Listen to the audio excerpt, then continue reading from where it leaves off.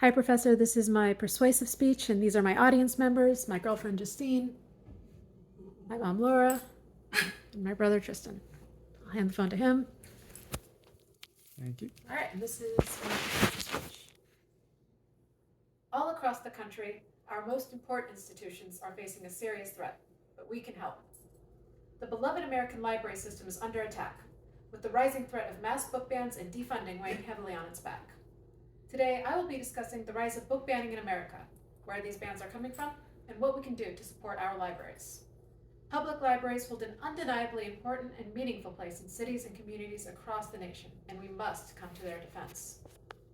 In recent years, thousands of book titles in both public and school libraries have been challenged in record numbers, at the expense of the libraries and the communities they belong to. According to the American Library Association in April of 2023, censors targeted 2,571 unique titles in 2022, a 38% increase from 2021. Indeed, the past few years have seen an explosion of challenges against library books, seeking that they be removed from the shelves altogether. Libraries serve an essential role in the community, providing knowledge on countless different topics and stories for every type of person, all for free. To remove access to these books would be a major disservice to the public, who depend on the library for information. In a world where books are expensive, public and school libraries are a vital resource that we cannot allow to be compromised. The books that are being banned or otherwise challenged are not being chosen randomly either. As reported by the National Public Radio on September 20th, 2023, most of the titles under scrutiny this year were written by or about people of color or members of the LGBT community. Everyone's story deserves to be told. Everyone also deserves to see themselves in the book they read and learn about their own history. Targeting books specifically because they contain topics of race and sexuality serves only to keep these stories from being heard. As a country which values freedom above all, the public should have unhindered access to all books, not just the ones deemed uncontroversial. Unfortunately, the rising criticism against libraries and the books they carry affects not only those who wish to read said books, but the very future of libraries. On August 13th, 2023, the Seattle Times published an article claiming, in Jamestown, Michigan, voters defunded the local library over a few challenged books. It remains open only because of a burst of private fundraising, which could run out next year.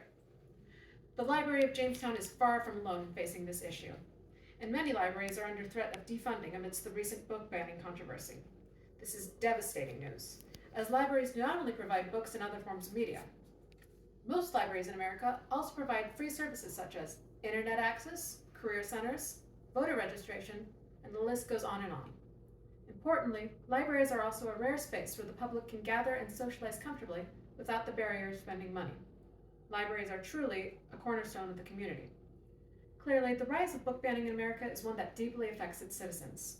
As with any issue, it is important to analyze the source of the problem. The book banning debate is an extremely polarized one, and it has been affecting libraries deeply.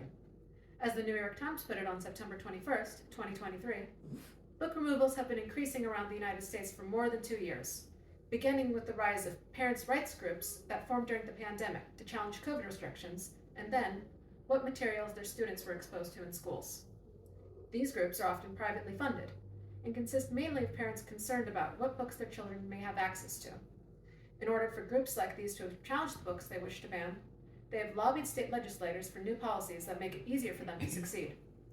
Others have pointed out that if parents have an issue with certain books, they should screen what their children check out, rather than forcing their libraries to ban the book from the entire district.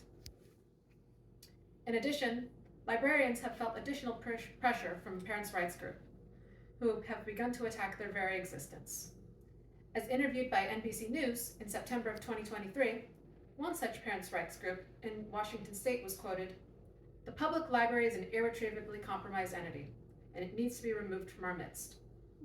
Many of these parents' rights groups believe that libraries and their librarians are deliberately forcing explicit material onto their children. Over the past 2 years, dozens of libraries have received bomb threats, and many have had their funding slashed. Librarians have reported increased stress levels as a result of constant bombardment from these groups. In addition to the constant threat of book banning groups, individual library funding is often uncertain from year to year.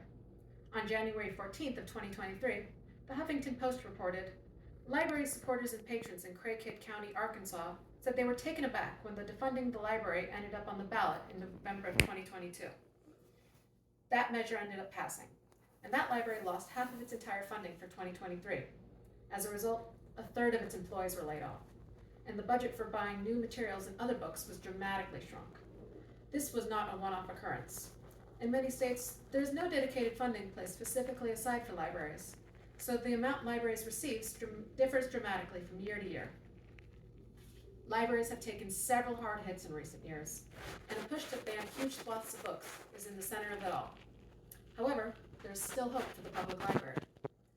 It is clear that libraries need to be protected.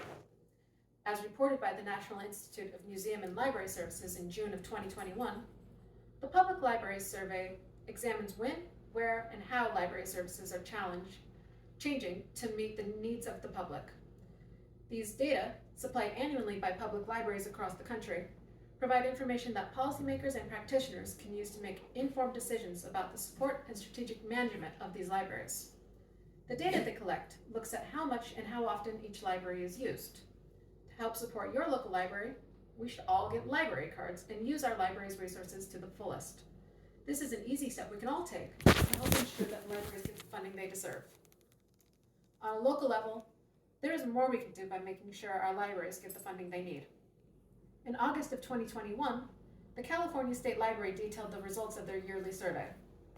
91% of Americans agreed that the closure of their local library would negatively impact the community. Some 66% of them felt the impact on the communities would be major. An equal number said closure of the local library would directly impact themselves and their families. It is abundantly clear that the majority of the public love their libraries. Those 91% of Americans should show up to vote when issues affecting the future of their libraries show up on the ballot. Every vote counts. But in order to truly fight book banning, clear legislation needs to be passed in order to protect public libraries and the availability of knowledge. According to CBS News on January 1st, 2024, Illinois became the first state to prohibit book bans after Governor Pritzker signed off on the law back in June. This is a strong achievement that will make it so no books will be deliberately withheld from the public, at least in the state of Illinois. The rest of the country should follow suit and pass laws regulating book bans from public libraries. Laws like this one will need to be passed nationwide if we are to have full access to what our libraries have to offer. Libraries may be threatened, but there is still much we can do to protect them. The amount of books in the public library system that have been banned has risen exponentially in the past few years. And while libraries have taken a hit, there is still hope. Today, I have covered the whys and hows of book banning in America and brought forward 3 levels of support we can offer our libraries. The beauty of the public library is that it offers unhindered access to knowledge, several forms of media, and countless services to the community, all for free. We cannot allow anything to stop this from happening.